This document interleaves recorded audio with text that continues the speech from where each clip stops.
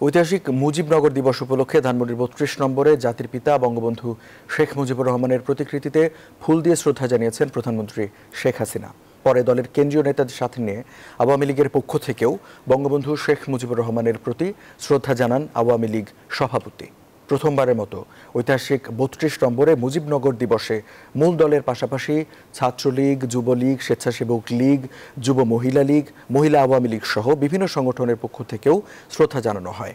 জাতির পিতার প্রতি শ্রদ্ধা জানানোর শেষে আওয়ামী লীগ সাধারণ সম্পাদক ওবায়দুল কাদের বলেন, স্বাধীনতার এত বছর পরেও বিজয়কে সুসংহত করার পথে অন্তরায় বিএনপির মতো সাম্প্রদায়িক।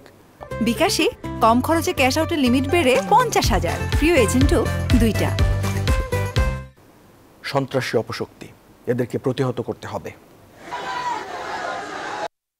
আজকের এই দিনে বিএনপি সহ স্বাধীনতা বিরোধী সন্ত্রাসী শক্তি সকল অপশক্তিকে, যারা আমাদের বিজয়কে সংহত করার পথে প্রতিবন্ধক, এদের আমরা পরাজিত করব, পরাভূত করব, প্রতিহত করব।